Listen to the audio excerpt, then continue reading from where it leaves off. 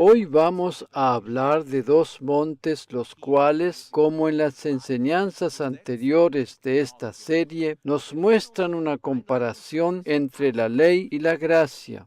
Nuestro pasaje principal se encuentra en Gálatas 4, versículos 21 al 25. Decidme, vosotros, los que queréis estar bajo la ley, ¿no habéis oído la ley? ¿Quién es el que habla aquí? Es el apóstol Pablo, y él comienza el capítulo 4 de esta manera. Desean ponerse bajo la ley de Moisés. Este es también un cuadro de la situación del cristianismo en la actualidad, pues hay muchos que piensan que necesitan tanto la gracia de Jesús como así también la ley de Moisés. Pablo les preguntó a los Gálatas: vosotros que queréis estar bajo la ley de Moisés, ¿no habéis oído lo que dice dicha ley? ¿No habéis oído lo que dice dicha ley? Es interesante notar que muchos que se aferran a la ley ni siquiera saben lo que ésta dice. Algunos ni siquiera están en condiciones de citar los 10 mandamientos, los cuales son solo la esencia de toda la ley. La gran mayoría de los creyentes, quienes son defensores de la ley, apenas conocen 2 o 3, a lo sumo 4 de los 10 mandamientos, pero no tienen idea del resto. Pablo continúa diciendo lo que está escrito en la ley, porque está escrito que Abraham tuvo 2 hijos, uno de la esclava, el otro de la libre. Pablo comienza este pasaje haciendo una comparación. Ya con la primera pregunta que les hace, está mencionando la ley de Moisés. Pablo menciona a 3 personas, a saber, a Abraham, Sara y Agar. Lo que aquí leemos en relación a estas 3 personas, cuya historia podemos encontrar en el Antiguo Testamento en forma muy detallada, es una comparación de lo que vamos a leer más adelante. Una comparación entre la ley y la gracia. Pablo afirma aquí que Abraham tuvo 2 hijos, cuyos nombres eran Isaac e Ismael, y que le nacieron de sus 2 mujeres, Sara y Agar. Continuemos leyendo nuestro pasaje, versículo 23. Pero el de la esclava, Agar, nació según la carne, lo que hoy daríamos en llamar por medio de las propias obras, mas el de la libre, Sara, por la promesa. El hijo de la promesa es Isaac, y este le fue prometido a Abraham 25 años antes de su nacimiento, lo cual es una alegoría.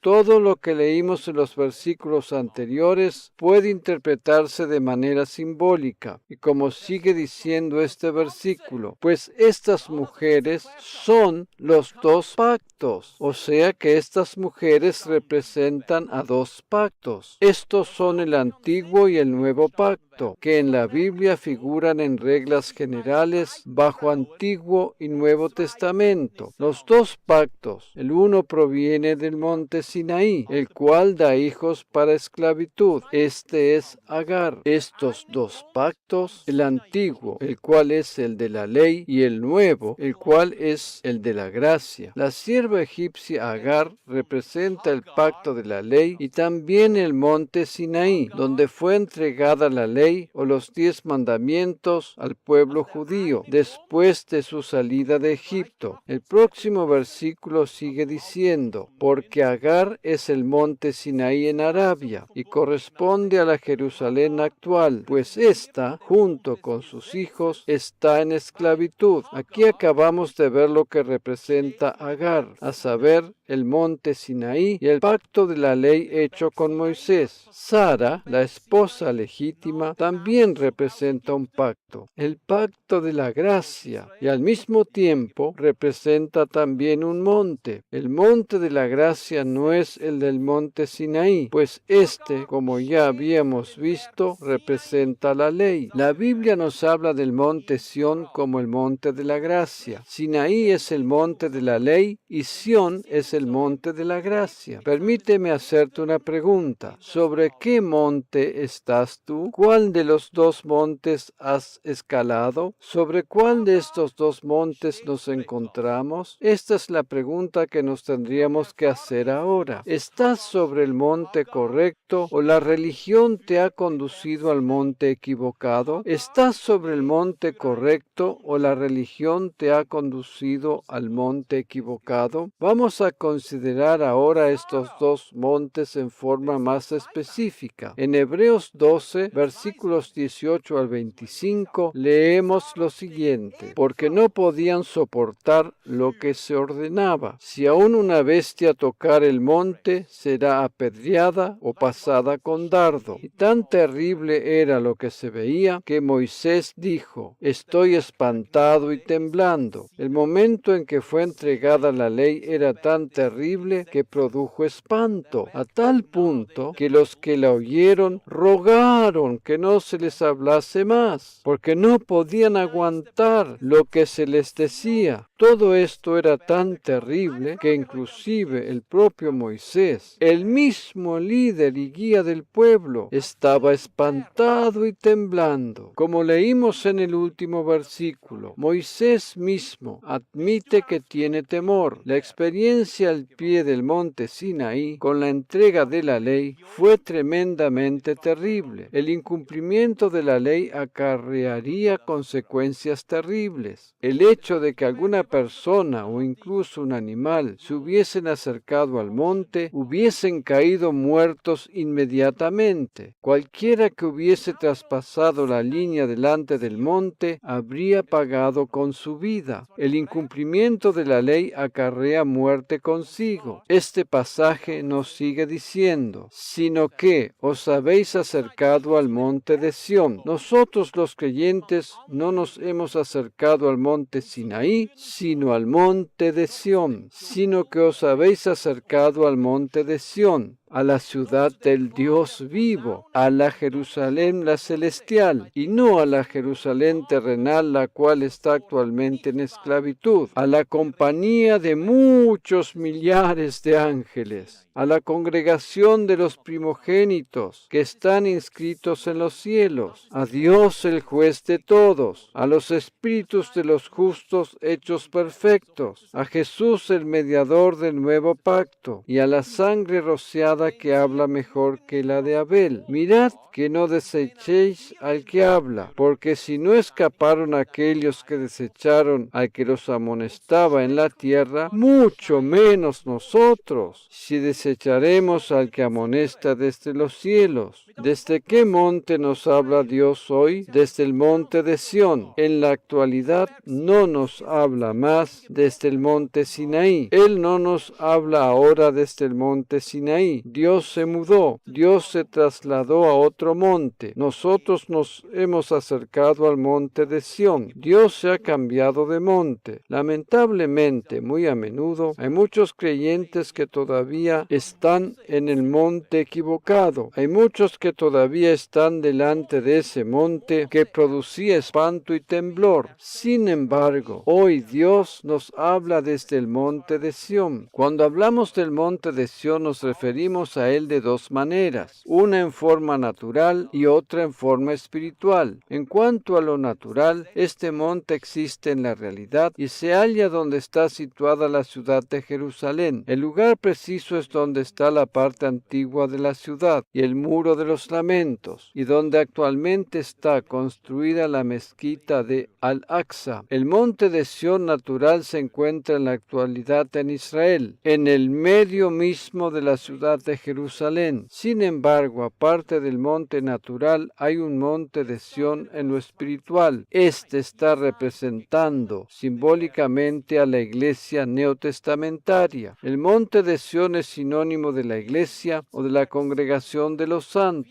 Es más, la iglesia del Nuevo Testamento tuvo su origen en el monte de Sión. Después de la muerte y ascensión al cielo de Jesús, 120 discípulos estaban reunidos reunidos en el aposento alto, esperando la promesa del Padre. En el día de Pentecostés, según está relatado en Hechos capítulo 2, este aposento alto estaba situado precisamente en medio de la ciudad de Jerusalén, y es así donde está ubicado el monte de Sión. Ese día, con el derramamiento del Espíritu Santo sobre los que estaban allí reunidos, marcó el comienzo de la iglesia del Nuevo Testamento. El regalo del Padre para la iglesia que acababa de nacer fue el don de lenguas. Este es el monte al cual se han acercado los creyentes. Como dije anteriormente, Dios se mudó a otro monte, pues Él abandonó el monte Sinaí para trasladarse al monte de Sión, pasando primero por una pequeña colina llamada Gólgota. Él nos habla ahora desde el monte de Sión. La Biblia nos dice que el Señor nos bendice ahora desde el monte de Sión. En el Salmo 128, versículo 5, leemos lo siguiente. En el Salmo 128, versículo 5, leemos lo siguiente. Bendígate el Señor desde Sión. Bendígate el Señor desde Sión.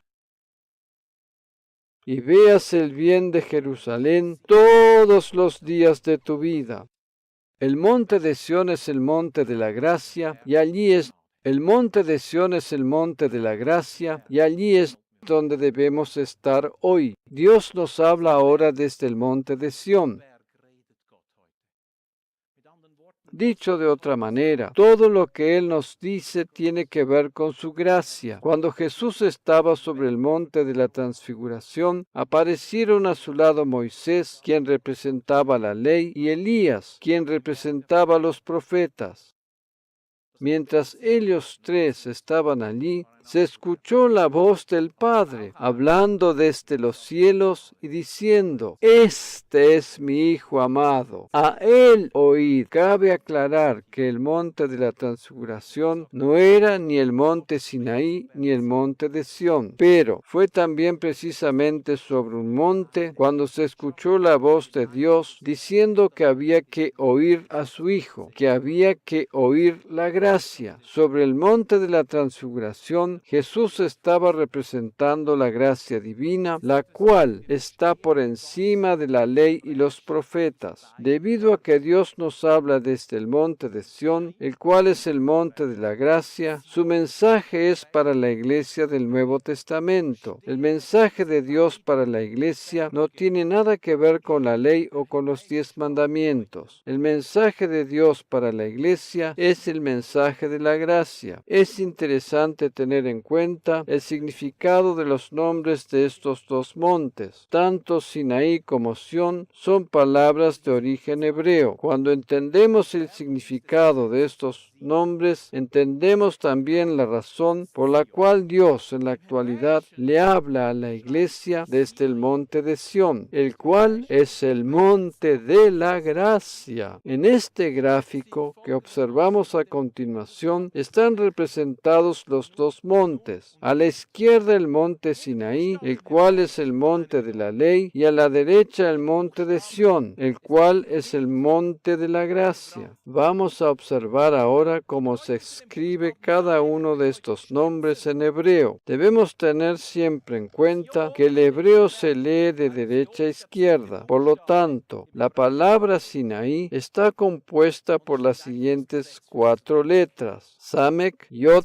Nun, Yod. Como hemos visto en enseñanzas anteriores, cada letra hebrea representa un gráfico denominado pictograma. Samek, la primera letra, representa un apoyo. Yod, la segunda, la cual es la 10ª del alfabeto, nos habla de la ley y por lo tanto de las obras. Nun, la tercera letra, representa la vida. Y por último encontramos otra vez la letra Yod, la cual, como ya habíamos visto, nos habla de obras propias o esfuerzo personal. Por lo tanto, teniendo en cuenta lo que las letras hebreas representan, el significado de la palabra Sinaí sería apoyarse en las propias obras para tener vida, da como resultado solamente obras. Este es el sistema de la ley. La justicia está basada en las propias obras. La justicia proporcionada por la ley estaba siempre condicionada a las sus propias obras, y de acuerdo a la obediencia o desobediencia resulta en bendición o maldición. Sin embargo, bajo la gracia, solo es necesario creer lo correcto para obtener la vida eterna, debido a que Sinaí es el monte de la ley, es sinónimo de las propias obras. Las bendiciones que proporcionaba la ley estaban siempre condicionadas al esfuerzo humano. El camino de la ley estaba estrechamente condicionado a la obediencia o desobediencia del ser humano, y de acuerdo a su comportamiento, éste recibía bendición o le alcanzaba la maldición. Pero esa no es la manera en que funciona el monte de Sión. De hecho, su propio nombre tiene un significado muy diferente y se escribe también de una manera muy distinta. La primera letra es Tzade y es la letra que representa la justicia en hebreo. Como podemos observar, sea el principio mismo de la palabra Sión, nos habla de otro tipo de justicia, a saber, la justicia divina. Esta justicia no tiene que ver con las propias obras del ser humano, sino que está basada en el favor inmerecido de Dios, que fue hecha posible por medio del sacrificio de Jesús en la cruz. Como dijimos, Tzade, la primera de las letras, habla de la justicia divina. La segunda letra es Yod y representa las obras. La tercera de las letras es Vau y representa la cruz. Cada vez que aparece la letra Vau en hebreo, nos habla de la cruz, pues se representa gráficamente por medio de un clavo. Los clavos son sinónimos de la cruz, pues Jesús fue clavado sobre ella con clavos. La última de las letras hebreas de la palabra Sión es Nun, y al igual que en la palabra anterior, representa la vida. Por lo tanto, al leer la palabra Sión de acuerdo a sus letras hebreas, obtenemos la siguiente frase: la justicia viene por medio de la obra de la cruz y conduce a la vida. Por eso decimos que la verdadera justicia no proviene de las propias obras o del esfuerzo humano, sino que tiene que ver solamente con la obra de Jesús en la cruz. La justicia por medio de las obras humanas es lo que la Biblia denomina justicia propia. Pero Sión es el monte de la gracia divina. Dios se trasladó desde el monte Sinaí al monte de Sión, pasando por la pequeña colina llamada Gólgota. Dicho de otra manera, solo el Gólgota hizo posible llegar al monte de Sión. La verdadera justicia, la justicia divina, se obtiene solamente por medio de la obra de la cruz, por medio de la obra de Jesús. Y esta es la justicia que lleva a la vida, que conduce a la vida. Estos son los secretos escondidos en el idioma hebreo, donde cada palabra, cada nombre, cada lugar tiene un significado especial, y dicho significado nos revela siempre la obra de redención. Cada uno de esos significados nos muestra una faceta de la obra de Jesús en la cruz, la obra del nuevo pacto. De acuerdo al pasaje que leímos anteriormente en Gálatas 4, estos son los significados de los nombres de los montes Sinaí y Sión. ¿En cuál de esos dos montes deberíamos estar? Sobre el monte de Sión. ¿Qué palabras son las que deberíamos oír? Aquellas que son pronunciadas desde el monte de Sión, puesto que cuanto más oímos acerca de la justificación que Cristo nos otorgó, tanto más nos cimentamos en ella. Cuanto más oímos acerca de la justificación que Cristo nos otorgó, tanto más decrecen nuestras propias obras, y tanto menos hacemos de nuestra parte para tratar de agradar a Dios. Cuanto más fundamentados y cimentados estamos en la justicia divina, tanto mayor es la seguridad de que somos amados por Dios en forma incondicional. Este es el motivo principal por el cual debemos buscar primeramente la justicia divina. La Biblia nos dice que busquemos primeramente el reino de Dios y su justicia. El reino de Dios bajo el monte de Sión es la justicia divina y nuestra propia justicia. Busquemos primeramente el reino de Dios y su justicia. En realidad, deberíamos acabar de una vez por todas con la oración de pedirle a Dios que nos justifique, pues ya hemos sido hechos justos por medio de la obra de Cristo en la cruz. En tanto y en cuanto sigamos orando para que Dios nos haga justos, estamos posicionados sobre el monte equivocado. Los creyentes que piden a Dios en oración algo que no está de acuerdo con el nuevo pacto, están posicionados sobre el monte equivocado. Aquellos que están sobre el monte Sinaí anhelan ser justificados y por tal razón se esfuerzan en alcanzarlo por sus propios medios. De hecho, los israelitas al pie del monte Sinaí dijeron: todo lo que el Señor ha dicho, eso haremos. Esto tiene que ver con los 10 mandamientos. El pueblo de Israel se creía capaz de cumplir con todo lo que Dios demandara de ellos. Aquel que está posicionado sobre el monte Sinaí anhela fervientemente la justicia y se esfuerza para alcanzarla por sus propios medios. Este esfuerzo conduce a hacer más y más obras para poder apoyarse en ellas, y eso se convierte en un círculo vicioso que no se acaba nunca. Obras y más obras y más obras. Este es el monte Sinaí. Sin embargo, por medio del monte de Sión, tenemos la justicia por medio de la obra que Cristo hizo por nosotros. ¡Maravilloso! ¡Aleluya! ¡Gloria al Señor! La buena batalla de la fe, tal como lo expresa el apóstol Pablo, consiste en volver una y otra vez a la justicia divina. Cuando somos conscientes de que no podemos hacer absolutamente nada para alcanzar la justicia, nos damos cuenta también que la relación entre Dios y nosotros está basada única y exclusivamente sobre su amor. No hay nada que podamos hacer de nuestra parte para alcanzar la justicia, sino que por el contrario, ella está basada 100% en el amor que Dios tiene por nosotros.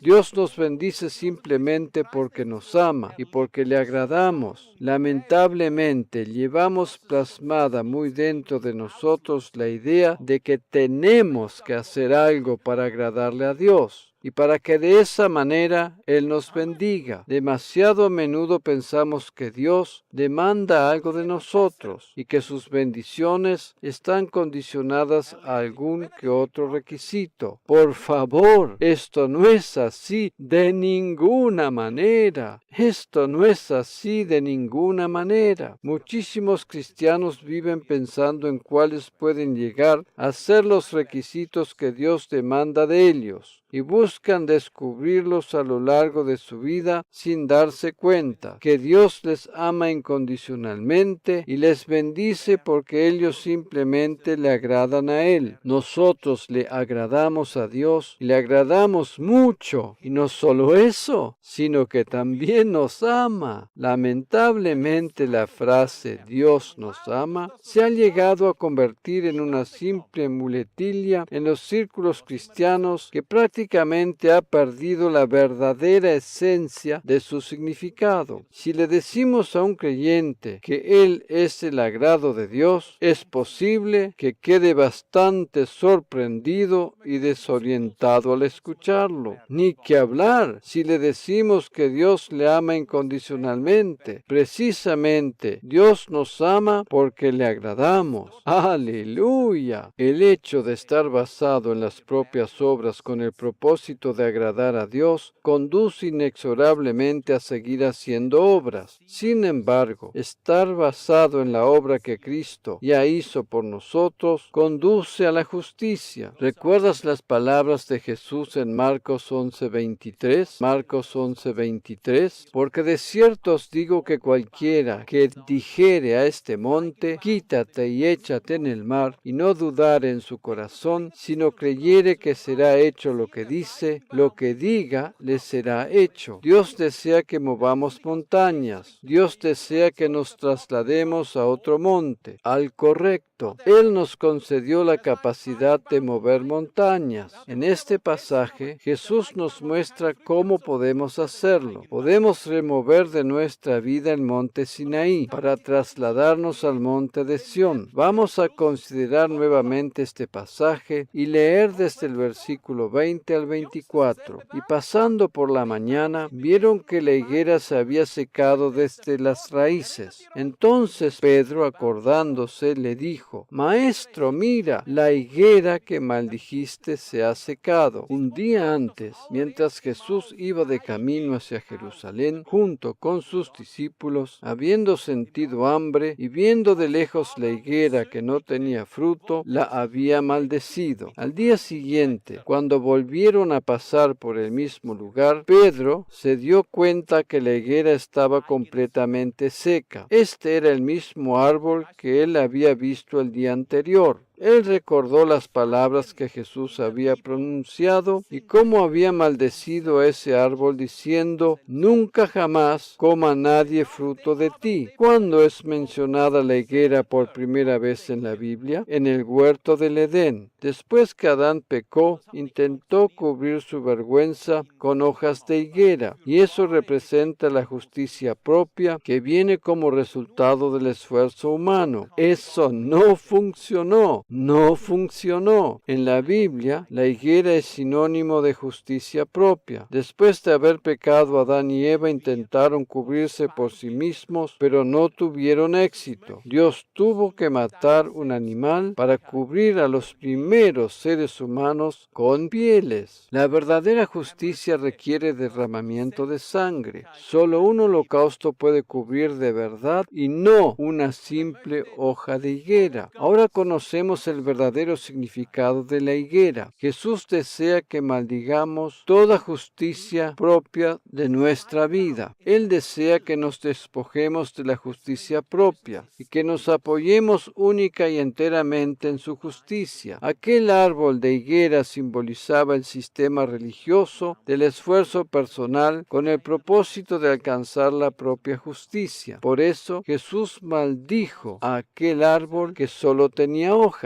y no llevaba fruto. Él no desea que tengamos ningún tipo de justicia propia en nuestra vida. Continuemos leyendo nuestro pasaje. Versículo 22. Respondiendo Jesús les dijo: tened fe en Dios. ¿Te das cuenta? En el momento en que ponemos nuestra fe en Dios, no necesitamos nuestra propia justicia, pues creemos en la justicia divina. Pongamos nuestra fe en Dios y no en nuestro propio esfuerzo o nuestros méritos personales. Por el contrario, pongamos nuestra fe en la obra que Jesús hizo por nosotros en la cruz del Gólgota. Porque de cierto os digo que cualquiera que dijere a este monte: quítate y échate en el mar, y no dudare en su corazón, sino creyere que será hecho lo que dice, lo que diga le será hecho. Cuando ponemos de lado nuestra propia justicia y nos aferramos de la verdadera justicia divina, entonces se hace presente la fe. Entonces tenemos fe para mover montañas. Generalmente se dice que las montañas representan los problemas y desafíos de nuestra vida. Y yo estoy completamente de acuerdo con esa opinión. Por eso te insto a hablarle a tus problemas y desafíos para que estos desaparezcan. Sin embargo, el primer monte o el primer impedimento que debemos remover de nuestra vida es el monte Sinaí, para poder estar libres para trasladarnos al monte de Sión. Cuando abandonamos el monte Sinaí, nos trasladamos automáticamente al monte de Sión. Esta es la manera en que movemos montañas. Por eso Jesús sigue diciendo: por tanto, os digo que todo lo que pidiereis orando, creed que lo recibiréis y os vendrá. Nuestra fe fluye como una corriente eléctrica cuando somos conscientes de que contamos con el favor divino. Amigo mío, mientras tú no sepas que estás posicionado bajo la gracia divina y que cuentas con el favor divino, no podrás tener fe. En tanto y en cuanto estemos pensando que tenemos que hacer algo para agradar a Dios, no podemos tener fe en Él. Si no estamos seguros que su voluntad es la sanidad, ¿cómo vamos a tener fe para recibirla? Si no sabemos que contamos con el favor divino, no podemos tener fe. Sin embargo, cuando somos conscientes que contamos con el absoluto favor divino, el mismo favor con el que contaba Jesús, es sumamente sencillo creer en Dios y lo que Él nos dice en su palabra. Si tenemos la seguridad que contamos con el favor divino, tenemos también la seguridad que recibiremos sanidad cuando nuestro cuerpo esté enfermo. Sabemos que la voluntad de Dios para nosotros es la sanidad. Si somos conscientes que contamos con el favor divino, tenemos la seguridad que las cosas se tornarán para bien cuando estemos atravesando por problemas financieros, pues confiamos en su provisión. Dicha confianza viene solamente como resultado de la revelación del favor divino. Mientras estemos inseguros, no tengamos claro cuál es la voluntad de Dios para nosotros, ¿cómo podremos tener fe para obtener lo que pedimos? Millones de creyentes piden algo a Dios en oración y culminan la misma con la frase "que sea hecha tu voluntad". Esta oración está basada en la incertidumbre acerca de cuál es la voluntad de Dios. A causa de la inseguridad, estos creyentes culminan la oración con la frase anteriormente mencionada. Por otra parte, cuando tenemos revelación del favor divino y somos conscientes que contamos con Él, sabemos cuál es su voluntad. Dios desea que tengamos relaciones conyugales intactas, pues esa es su voluntad para nuestra vida. Cuanto más conscientes somos que contamos con el favor divino, tanto mayor es nuestra fe para pedir todo lo que necesitamos y para recibirlo. ¡Aleluya! Por eso leíamos en el versículo 24: Por tanto, os digo que todo lo que pidiereis orando, creed que lo recibiréis y os vendrá. Cuando hemos salido del monte Sinaí para trasladarnos al monte de Sión, el monte del favor divino, sabemos que contamos con el favor divino. Las bendiciones divinas no están condicionadas a nuestro propio esfuerzo, sino llegan a nuestra vida como resultado de la obra que Cristo hizo en la cruz a nuestro favor. Cuando somos conscientes de esta verdad, nuestras oraciones son audaces y no hay nada que las limite, pues conocemos que contamos con el favor divino, y esa es su voluntad para nosotros. Todas las bendiciones de la gracia divina nos corresponden por derecho legal. Jesús dijo aquí: todo lo que pidiereis orando, creed que lo recibiréis y os vendrá. Cuando nos despojamos de nuestra propia justicia, nuestra fe se acrecienta y adquiere alas y se remonta a las alturas. Por medio de las propias obras se intenta llegar a alcanzar la posición apropiada para que Dios nos bendiga. No es necesario hacer esto, pues, por medio de la obra de Cristo en la cruz, ya hemos sido colocados en la posición correcta, donde todas las bendiciones divinas nos pertenecen por derecho legal. Todas esas bendiciones fluyen desde el monte de Sión. ¿Qué sucede con aquellos que permanecen todavía en el monte Sinaí y no se han trasladado aún al monte de Sión? En Gálatas 3:10 encontramos la respuesta, donde al mismo tiempo vemos la maldición en contraposición con la bendición, porque todos los que dependen de las obras de la ley están bajo maldición, pues escrito está: maldito todo aquel que no permaneciere en todas las cosas escritas en el libro de la ley para hacerlas. La ley es completamente inflexible. No podemos elegir los 5 mandamientos que nos agradan para intentar cumplirlos y dejar de lado los demás. No, eso no funciona. La ley, o sea, a los 10 mandamientos es un conjunto indivisible. No se puede subdividir en mandamientos morales por una parte y rituales por la otra. A pesar de que hay muchos que sostienen que los mandamientos se pueden subdividir entre morales y rituales, afirmando incluso que estamos exentos de cumplir los mandamientos rituales, pero obligados a cumplir los morales, esto no es así de ninguna manera, porque la ley es un conjunto indivisible. Esta subdivisión es nada más que un invento del cristianismo, porque los mandamientos enumerados dentro de la ley divina conforman una unidad indivisible. No hay manera de separarlos para elegir alguno que nos agrada y acomodarlo a gusto y antojo del nuevo pacto, dejando de lado todos los demás. La ley divina es una unidad indivisible y fue cumplida en su totalidad por Jesús en la cruz.